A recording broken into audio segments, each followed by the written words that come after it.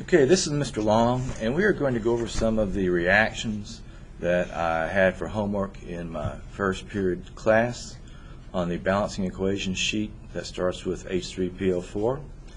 And so we're going to look at number 8 first. And so we're going to write this out, H3PO4 hydrogen phosphate, and it's going to react with magnesium hydroxide to produce magnesium phosphate plus water.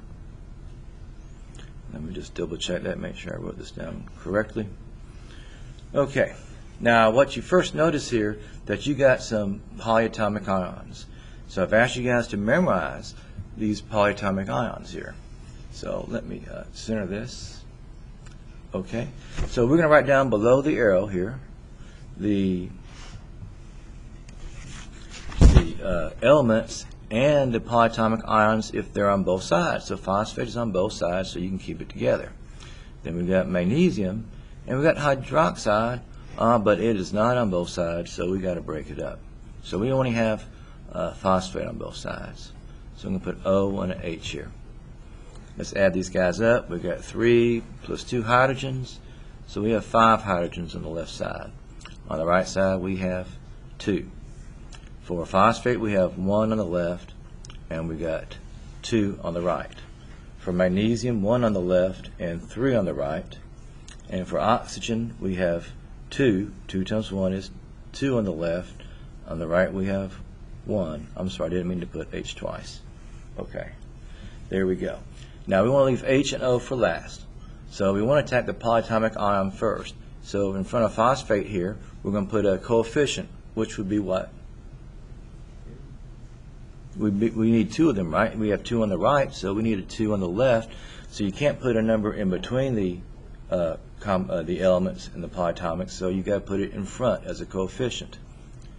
Now you remultiply. 2 times 3 is going to be 6 hydrogens plus this 2 over here. That's going to leave 8 hydrogens. And then 2 times 1 phosphate is going to be 2. So phosphate is good, but now we've got to balance magnesium. So we have to put a 3 here in front. 3 times 1 magnesium is 3. And then 3 times 2 is 6 oxygens. And 3 times 2 is 6 hydrogens.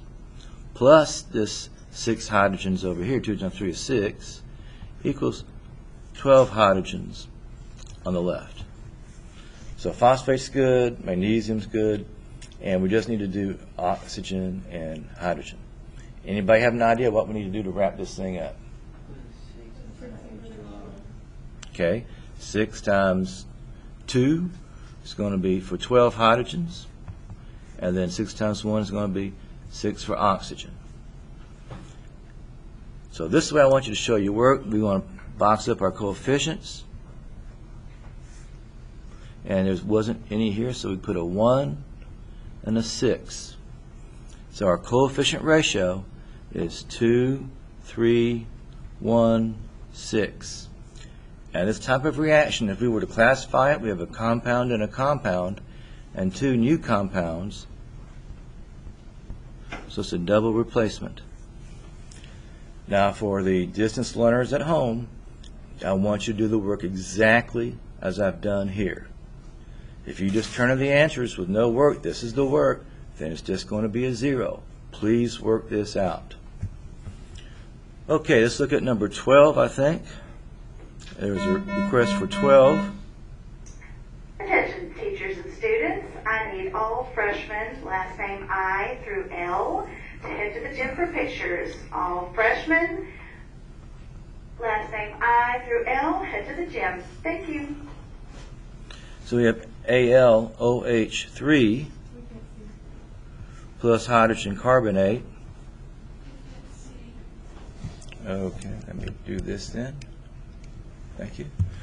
Plus hydrogen carbonate, and that's going to yield aluminum carbonate, Al2CO3 plus water. So aluminum hydroxide reacts with hydrogen carbonate to produce aluminum carbonate plus dihydrogen monoxide. All right, and what do we see? We see carbonate on both sides. So let's put on our elements below the arrow. We have aluminum, and we've got to break down oxygen and hydrogen because it's not on both sides as OH. And then we still got hydrogen there, and then we have carbon. Oh, no, we're keeping this together. So we got CO3 together because that polyatomic's on both sides.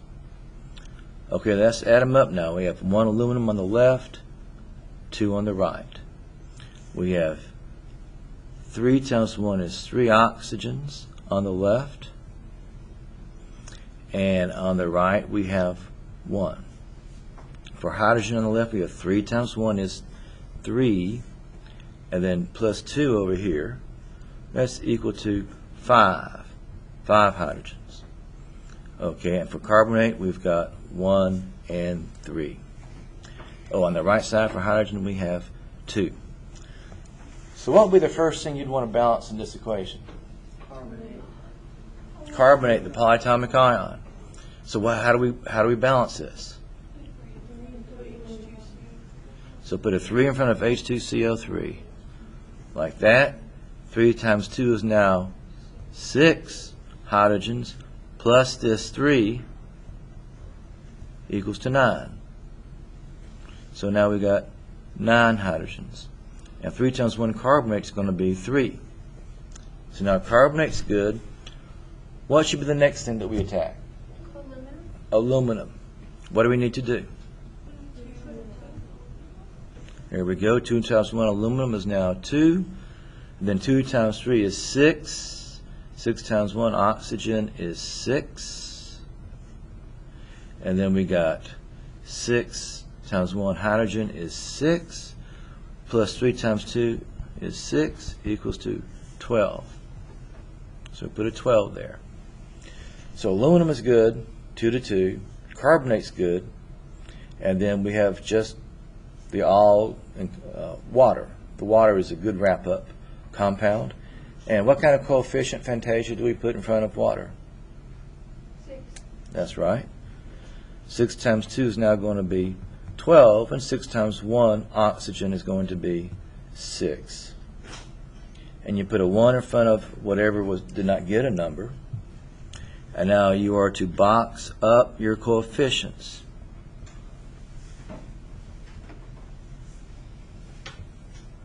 Personally, I think this method is superior to what Khan Academy does on this particular topic. Now write out your coefficients: 2, 3, 1, 6. And now what kind of reaction, Owen, do we have? How would you classify this? We have a compound and a compound making a new compound. Double replacement. Okay, and Joshua, can you read the word equation?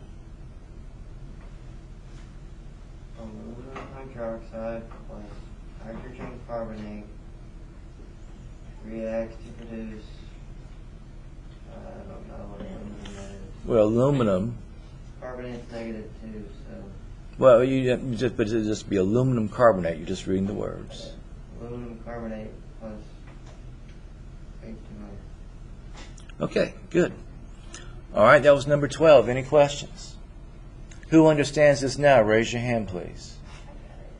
Okay, so I want everybody to pay attention and feel free to ask questions. Okay, I was given number 19 and then 21. Well, let's go ahead and do 19. Attention teachers and students, I need all freshmen with last name M through P to head to the gym for pictures. All freshmen, last name M through P, head to the gym for pictures. Thank you. So we got C10H22, and it reacts with O2 to make CO2, of course, and H2O. What kind of reaction is this? It's a combustion reaction. A hydrocarbon plus oxygen making carbon dioxide and water.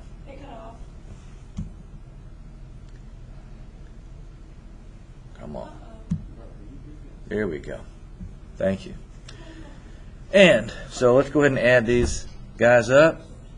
We got carbon, hydrogen, and oxygen. So we got 10 carbons on the left. How many on the right?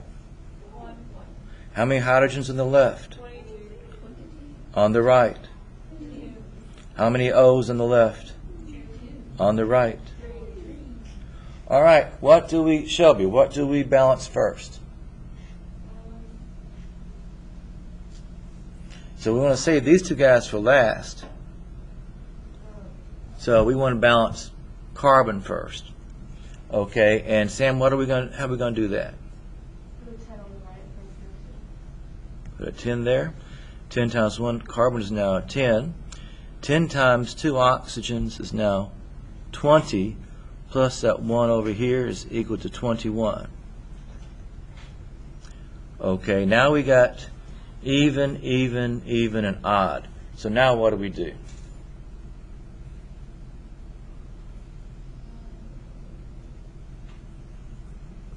Well, you got two choices. You can either try to balance hydrogen or double everything here. We should balance hydrogen. So let's balance hydrogen. So what do we put in front of hydrogen over here in water to balance the hydrogens? Put a what now? 11.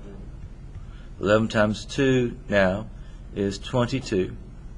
And 11 times 1 is going to be 11 O's plus 2 more is going to be 13. 11 times 1 is 11. Plus 10. Plus 20. I'm sorry, it was 10 times 2 is 20. Thank you, guys. So we have 11. I got to write this down. Plus the 20 is equal to what?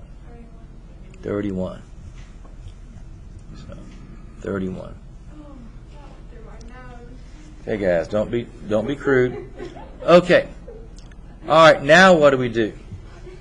Well, you gotta make that right side positive, like So a we even number. So do we double everything now? We can make the coefficient for height. We only have to make 11 double, Yeah. because then it makes your oxygens even. Okay. So what we do here at this point is double everything. That's what we have to do. So we'll put a 2 there, a 2 there, a 20 there, and then we've got a 22 there. So that's a lot of remultiplying to do. So 2 times 10 for carbon is going to be 20, and I'm going to move this out a little bit to make some space. 2 times 22, 44. 2 times 2 oxygen is 4, so we know we're going to come back and change that. Now 20 times carbon leaves 20. 20 times 2 is going to be 40. And then we have the 22 times 1 for oxygen. It's 22 equals 62. And then the 22 times 2 hydrogen is going to be 44. Okay, so we got 20, 44, and this. Now there's one last thing we got to do to balance this out. What is that going to be?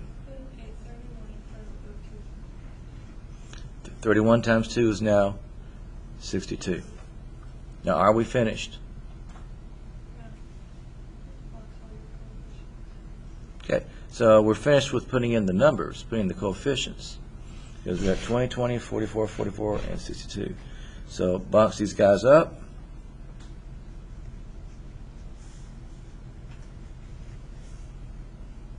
And we have 22 over here.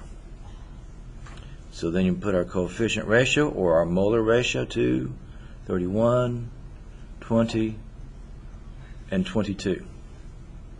And this, of course, is a combustion reaction. Now, this was a hard one.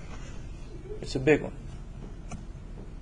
Okay, and the last, one of the last ones we want to do, and we might have already done it in this class.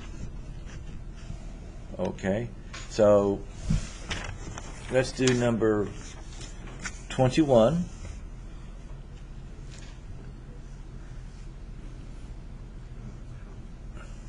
So here we have CH3 and then CH2, CH2, and CH3, plus oxygen. So we're going to have another combustion reaction plus H2O. So we have another combustion reaction. And we want to simplify this thing. So how do we rewrite this hydrocarbon? How many carbons do we have? So we're going to put C4H. How many H's do we have? 10. Okay. Now let's add this up under the arrow. So we've got carbon, hydrogen, and oxygen. We've got 4 on the left, 1 on the right. 10 hydrogens on the left and 2 on the right. And then for oxygen, we got 2 on the left and 3 on the right. And the first thing we want to do is what? Put a 4 in front of carbon. 4 times 1 is going to be 4. 4 times 2 for oxygen is 8, plus this 1 over here is 9. Okay, so carbon's good. Let's try to even out water. I'm sorry, hydrogen. So we need to put a 5 here in front of water. 5 times 2 is now going to be 10 hydrogens. 5 times 1 oxygen is going to be 5. Plus the 4 times 2 is 8 equals to 13. All right. Now, what do we do now, everybody? What was that again? Right, we're going to double everything, though. Okay. Attention, teachers and students. I need freshmen with the last name Q through T to head to the gym for photos. Freshmen, last name Q through T, head to the gym for photos. Thanks. Okay, so I put a 2, 4 turns into 8, 5 turns into 10. Okay, now we multiply. So 2 times 4 carbons will be 8. 2 times 10 hydrogens will be 20. 2 times oxygen is 4. On the right side, we have 8 times carbon is 8. 8 times 2 is going to be 16 for oxygen, plus 10 times 1 is 10 equals to 26 oxygens. And then for hydrogen, we have 10 times 2 is going to be 20. So now hydrogen is balanced, carbon is balanced, okay, oxygen is not. So what is our wrap up? So we're going to put a 13 right here, gives us 26. And now we're balanced. So is there a direct correlation between when you try to balance hydrogen on the right side, like the amount of oxygen that are over there, the coefficient ratio that goes with the oxygen on the left side? I almost caught your question. You said, is there a direct relationship between hydrogen and oxygen? No, so when you put the 4 in front of CO2, you had 8 oxygen, then you had 5 in front of water. So it was 8 plus 5 equals 13. 13 went in front of O2 on the left side. No, it goes in front of, right. Oh, no, I know, but So- when it wasn't balanced, you still put 13 on the left side. Well, actually what we do, okay, is that we double everything to get rid of this odd number. That's the way that I want us to do it. Okay, and then that turns out to be this. And then you're going to put, 13 times 2 is going to be that 26. So that's why we do that. Anyway, so our coefficients are 2, 13, 8, 10. This is combustion. Now, if you guys are at home, feel free to pause this, rewind it, replay it, and listen to it again. Now, there's one more, and did you guys want me to do the one with the C2H6? I think we've already done that. Okay, so let me just go ahead and stop here. These were 3 good ones to do. So I'm going to stop here and regroup for a second.